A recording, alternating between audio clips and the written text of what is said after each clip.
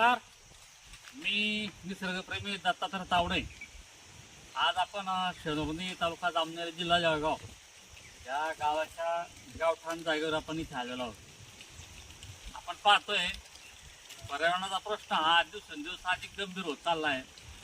त्याच्यामुळे निसर्गचक्र त्याचं संतुलन ढासळलंय आणि अतिवृष्टी, पाणी टंचाई, दुष्काळ आणि वाढतं दिवसेंदिवस वाढणार आहे तापमान, याच्यामुळे संबंध सजीव, मानव, पशु पक्षी, गुरंढोरं सगळी सजीव सृष्टी याचं जगणं धोक्यात आलंय.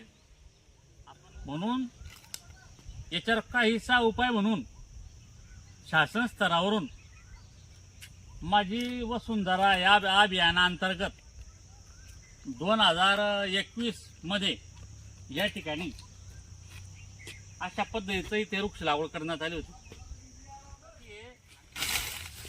सघन लागवड करण्यात आली आहे दाटी वाटीनं.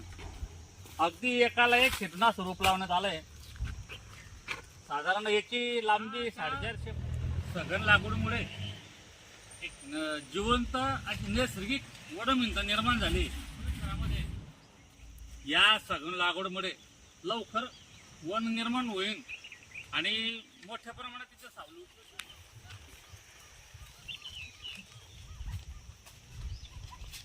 एखादं झाड आपण लावलं तर त्याचं गोलाकार आणि त्याचं सगळ्या फांद्या, शाखा, त्याचं परिपूर्ण अवस्था निर्माण व्हावी साधारण 10 ते 15 वर्ष लागू शकतात. परंतु त्यापेक्षा अशा पद्धतीने जर असं दाट लागवड जर केली तर त्याची ते जे 15-1 वर्ष जो कालावधी आहे ते उन्ही भरून निघते आणि लवकर वनश्री तयार होऊन झाडाला सावली आपल्याला मिळू शकते. कारण आपण परिस्थिती भोगली आहे. ही वड, पिंपळ गुणधर्मयुक्त झाडं असल्यामुळे या झाडांमुळे अजून 2-4-5 वर्षात मोठ्या प्रमाणात इथे प्राणवायू उपलब्ध होणार आहे. हे सगळ्यात मोठी जमेची गोष्ट आहे. कारण भविष्यामध्ये सगळं मिळू शकतं पैशामुळे, पण प्राणवायू मिळणं कठीण आहे. तर हा प्राणवायू झाड आपल्याला या रूपानं आपल्याला मानवासाठी मोफत मिळणार. आपण प्राणवायूचं महत्व मागच्या कोरोना काळात आपण सगळ्यांना अनुभवलंय. त्यामुळे हे जे ठिकाण हा जो परिसर आहे हे पुढे ऑक्सिजन पार्क म्हणून नाव रोपलेलं असं मला खाते. दिवसेंदिवस वाढणारी मानवाची लोकसंख्या आणि त्यातून वाढणाऱ्या गरजा रोजच्या निवारासाठी आणि त्यातून झालेलं मोठ्या प्रमाणात वृक्ष तोड आणि त्यामुळे निर्माण झालेल्या निसर्ग पर्यावरणाचे ह्या सगळ्या ह्या समस्या, त्यामुळे आता अखंड संबंध मानवाच्या जगण्याचा आणि जीवनमरणाचा प्रश्न निर्माण झाला आहे.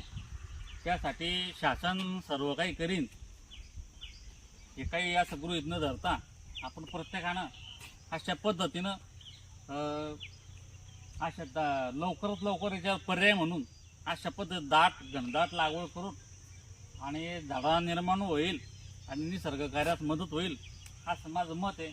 म्हणून प्रत्येकाला माझं असं आवाहन आणि विनंती आहे की प्रत्येक गाव, छोटं मोठं नदी किनार, नालाकाठ, स्मशानभूमी, गावठाण परिसर, शाळेचा परिसर, रस्ता दुतर्फा, मंदिराचा परिसर जिथे तिथे त्याच्या ठिकाणी वड, उंबर, पिंपळ अशा झाडांची लागवड करावी, जेणेकरून भविष्यामध्ये या झाडांचा मानवी आणि संबंध सजीव सृष्टीला याचा फायदा होईल आणि निसर्ग कार्याची जे उणीव आहे काही प्रमाणात भरून निघेल.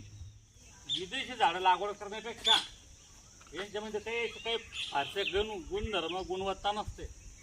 त्यापेक्षा अशी आपली देशी प्राचीन अनेक गुणधर्मयुक्त अशी वड, पिंपळ्या झाडं लावणं अधिक चांगलं राहील.